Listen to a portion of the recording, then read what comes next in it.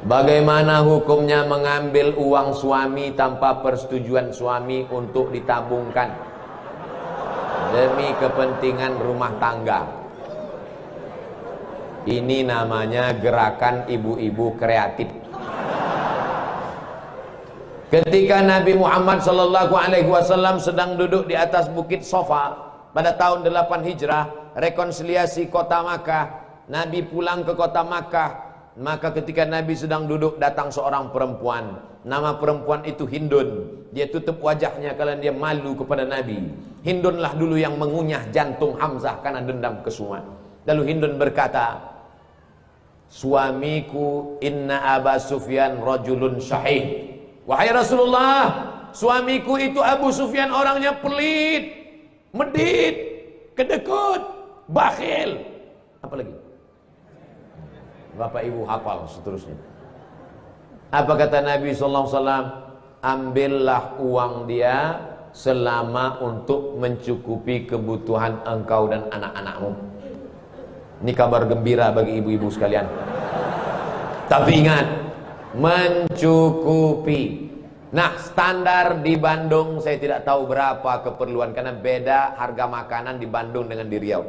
Kalau di Bandung ini standarnya 3 juta, tiba-tiba si bapak cuma ngasih 1 juta, ibu boleh ambil 2 juta lagi.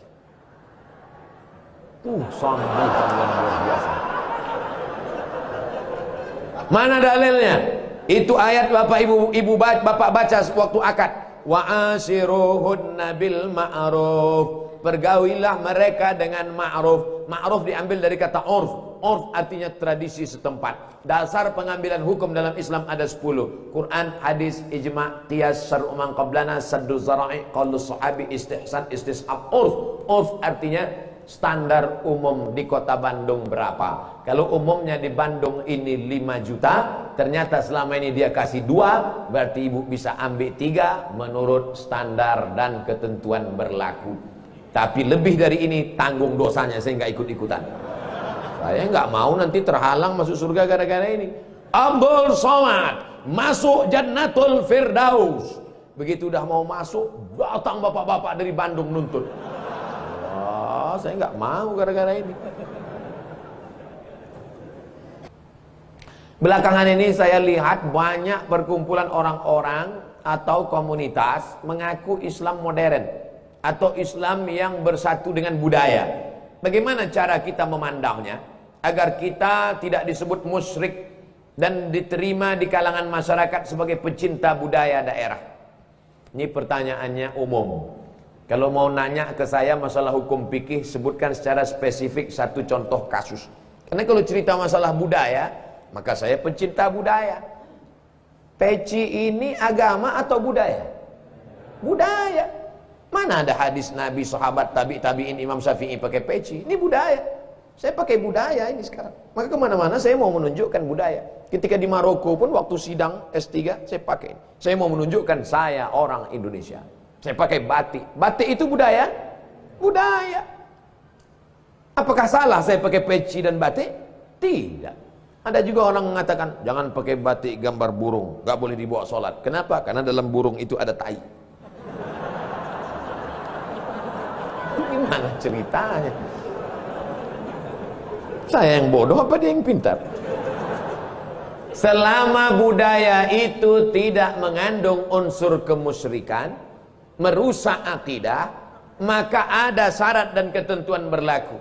Wala ana abidum ma'abatum wala antum abiduna ma'abud lakum dinukum waliyadin. Karpet ini agama atau budaya? Budaya. Karpet ini budaya. Masjid Nabawi yang asli nggak ada karpetnya.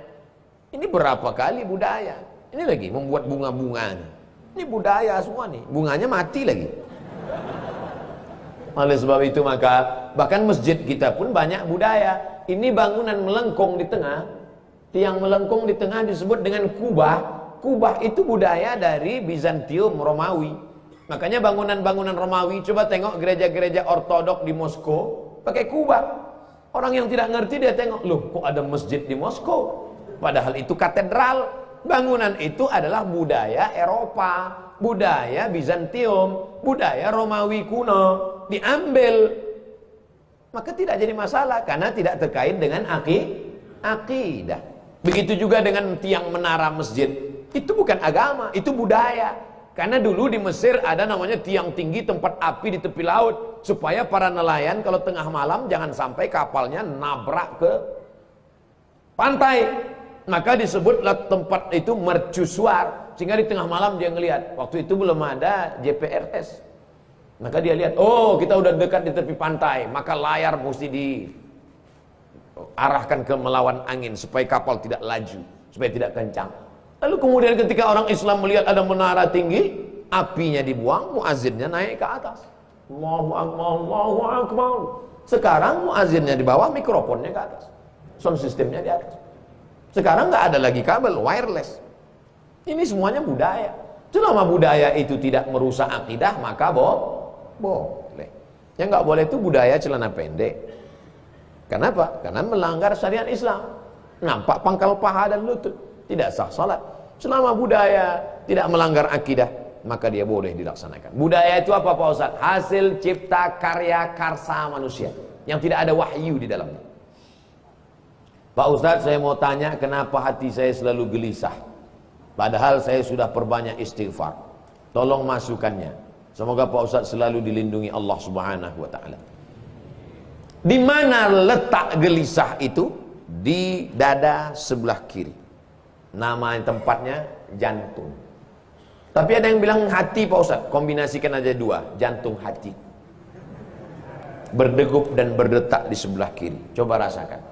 Bagi yang tak merasakan, lapor ke panitia. Kain kapan sudah siap. Makanya kadang kita bangun tidur nggak ada angin, nggak ada hujan, risau, suntuk di dalam. Tapi begitu kita ambil wudhu, sholat, terasa dia seperti kopi yang habis diaduk, tiba-tiba bening. Ala bidzikrillahi tatmainnul qulub. Dengan banyak berzikir mengingat Allah, maka hati akan menjadi tenang. Ya muqallibal qulub, wahai engkau yang membolak-balikkan hati, tsabbit qalbi, kokohkan hatiku, ala dinik wa ala ta'atik. Apakah materi bisa menenangkan hati? Tidak. Materi hanya bisa menenangkan materi. Materi lambung. Lambung hanya bisa ditenangkan dengan materi. Apa dia? Nasi uduk, ayam penyet, ayam pop, ayam mati. Tapi non materi hanya bisa ditenangkan dengan agama. Makanya orang-orang ateis yang tidak beragama, hidupnya sempit. Kata Allah, ka'annama yas'adu fis sama, seperti terbang. Kita kalau naik pesawat, terbang, take off, itu dada terasa sempit.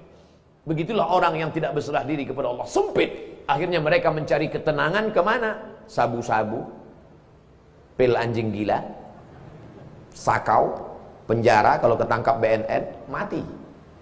Angka bunuh diri terbesar di dunia bukan di Republik Indonesia, bukan di Asia, tapi justru di Eropa dan Amerika. Karena mereka meninggalkan agama. Stres, depresi, mobil mewah tapi nggak bisa tidur malam. Jam 2 malam stres, depresi.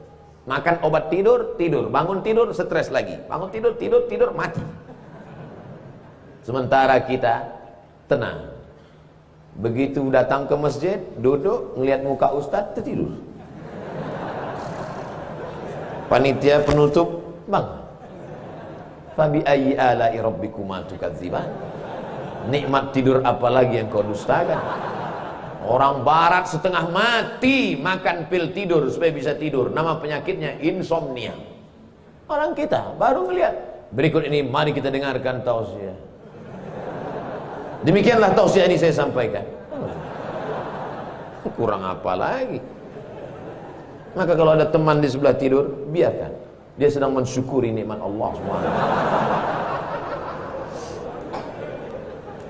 Jadi Pak Ustadz jawabannya, perbanyak zikir. Siapa yang bersolawat 1 kali 1 hari 1000 kali, maka sebelum mati dia melihat tempatnya dalam surga.